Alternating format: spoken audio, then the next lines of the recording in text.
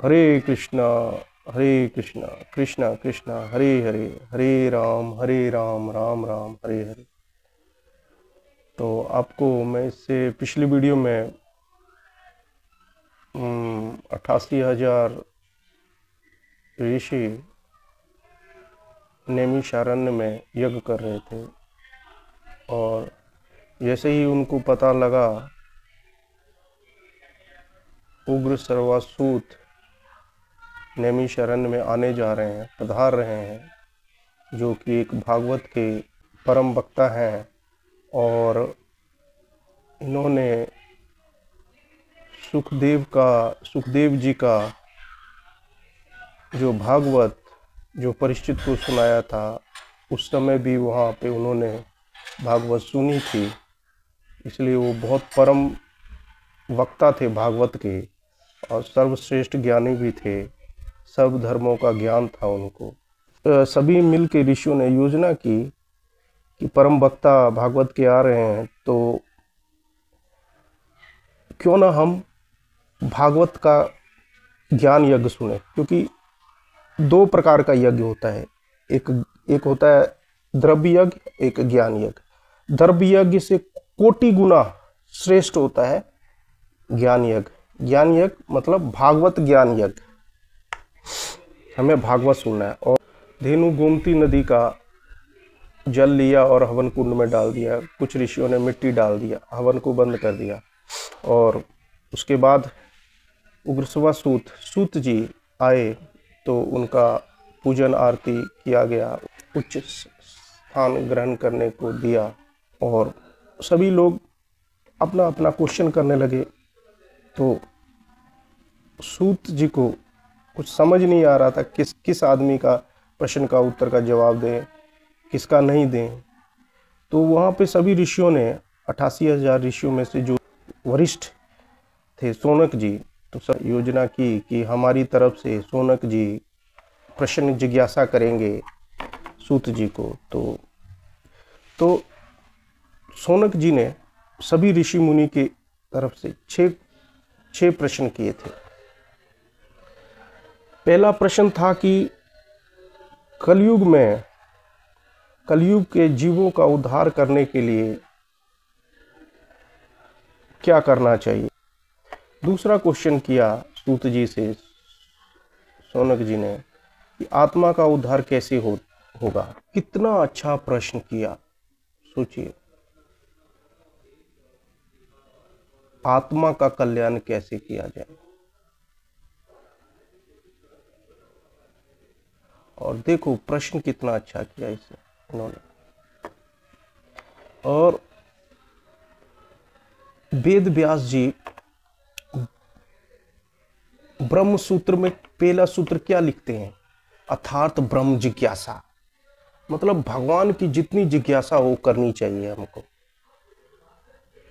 ठीक है, तो इनका जिज्ञासा कितनी अच्छी है। पहला क्वेश्चन उन्होंने किया कि कलयुग के जीवन का उद्धार कैसे होगा। दूसरा क्वेश्चन किया आत्मा का उद्धार। देखिए आत्मा का उद्धार कैसे होगा। हम जितने कार्य भी करते हैं, निरंतर करते आ रहे हैं, अपने शरीर को सुख देने के लिए कार्य कर रहे हैं, आत्मा को सुख देने के लिए कोई कार्य नहीं करते हैं। जैसे हम सिनेमा घर में, थिएटर में मूवी देखने जाते हैं अपनी आंखों को तृप्त करने के लिए, और हम अच्छे अच्छे वस्त्र पहनते हैं, अपने अपने अपने चेहरे को चमकाते हैं, बालों को चमकाते हैं, अच्छे अच्छे वस्त्र अपने शरीर के सुख के लिए, शरीर को तृप्त करने के लिए। और हम फिल्मी गाने सुनते हैं अपने कानों को तृप्त करने के लिए। होटलों में, रेस्टोरेंट में जाते हैं अपने मनपसंद भोजन करने के लिए, तो हम क्या करते हैं, अपने जीवा को तृप्त करने के लिए। मतलब चारों ओर से देखा जाए तो हम अपने शरीर को ही तृप्त करने के लिए ही निरंतर प्रयास करते रहते हैं, परंतु आत्मा के लिए कुछ नहीं करते। जैसे मान लो एक तोता है पिंजड़े में, तोता रो रहा है, तो मालिक समझता है कि मैं पिंजरे में है, रो रहा है, अच्छा लगता है इसको चांदी का पिंजरा दे देता हूँ तो शायद खुश हो जाएगा। फिर वो चांदी का पिंजरा बदल देता है, तोते को चांदी के पिंजरे में रख देता है, फिर भी रोता है तोता। फिर उसको सोने के पिंजरे में डाल देता है, उसके बाद भी तोता रोता है।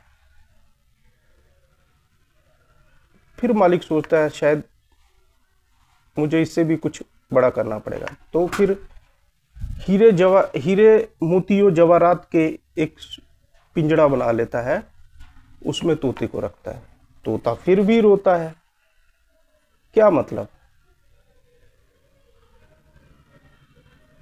क्यों रोता है? क्योंकि वो ऊपर से उसको सजा रहा है, अंदर से नहीं सजा रहा है। समझ रहे हो? तो तोता कैसे खुश होगा? वैसे ही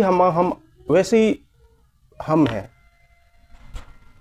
हम भी ऊपर के चीज को सजाते हैं, पर अंदर बैठे तोते के लिए कुछ नहीं करते। तो क्या करना चाहिए हमें? जो हम निरंतर शरीर को सुख देते रहते हैं अपना, उसमें कुछ मिलेगा नहीं, क्योंकि ये आज है, कल नहीं रहेगा। बट जो आदिकाल से अंदर जो बैठा है हमारा अंदर तोता, जो कभी ना मरने वाला, जो पहले भी भगवान का था, अभी भी भगवान का है, हमारे हमेशा निरंतर भगवान का ही रहेगा, उसके सुख के लिए हम कुछ नहीं करते। ठीक उसी तरह कैसे सुख होगा?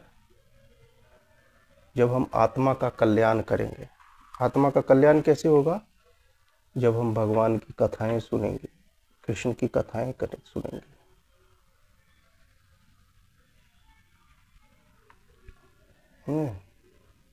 तो हमें आत्मा का कितना अच्छा प्रश्न किया है। और फिर तीसरा क्वेश्चन करते हैं, जिज्ञासा करते हैं, भगवान कृष्ण ने अवतार क्यों धारण किया?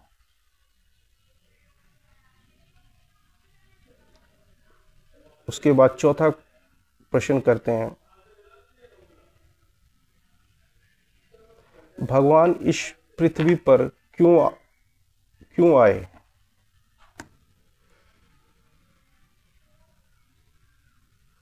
और पांचवा प्रश्न किया, भगवान श्री कृष्ण के सारे अवतारों की अवतार सुनाइए हमें। भगवान के जितने भी अवतार थे, अवतारों की लीला सुनाइए हमें। और छठा क्वेश्चन था,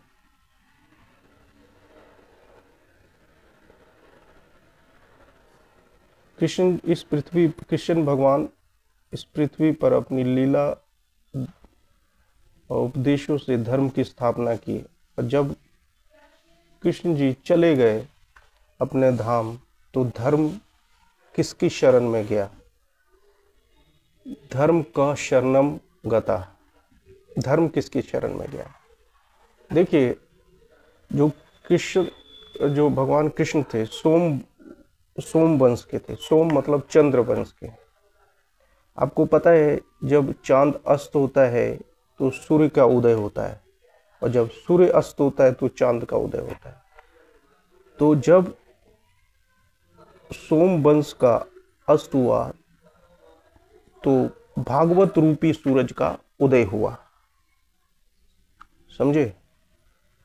तो धर्म किसकी शरण में गया? धर्म का शरणम गता। धर्म भागवत के शरण में गया। ये छठा क्वेश्चन जो उन्होंने किया, कृष्ण जब अपने धाम को गए तो धर्म किसकी शरण में गया? तो मैंने इसका छठा का उत्तर मैंने आपको अभी दे दिया, भूल ना जाओ। धर्म जो था भागवत के शरण में गया।